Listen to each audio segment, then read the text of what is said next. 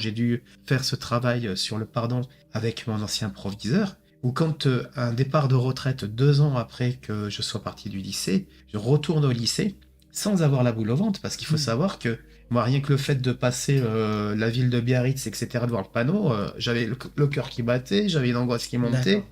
De passer devant les lycées, c'était pareil. Et je me suis retrouvé face à lui, ça m'a fait ni chaud ni froid. Et j'étais totalement détendu et apaisé. Et c'est là que je me suis dit, mais c'est quand même hyper puissant. Ouais. Tu sais, à ce moment-là que tu as pardonné, parce que tu te rends compte qu'il y a un vrai changement dans la manière de vivre la chose. Et pardonner, ça ne veut pas dire oublier non plus. Ça veut dire que Non? tu te souviens de tout ça, mais ça n'a plus le même effet sur toi.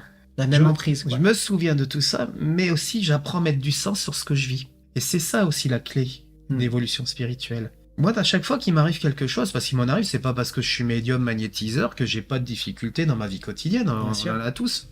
Et dans chaque chose qui m'arrive, parce que c'est pas parce que je suis médium ou magnétiseur qu'il m'arrive pas des choses, je me pose toujours 3 questions. Pourquoi je vis cette situation? Qu'est-ce que ça éveille en moi au niveau, ou réveille en moi au niveau émotionnel et corporel? Et enfin, surtout, la 3e question, qu'est-ce que j'ai à retenir de positif de cette situation? Parce que nous sommes toujours en train de retenir les négatifs, toujours. Mais jamais le positif, oui. Mais le positif, c'est que nous sommes sur un champ d'expérimentation et que nous sommes là pour évoluer. Ouais. Et quand on a compris ça, eh bien, on avance et puis on se dit, ok, alors comment je peux transformer ça en positif?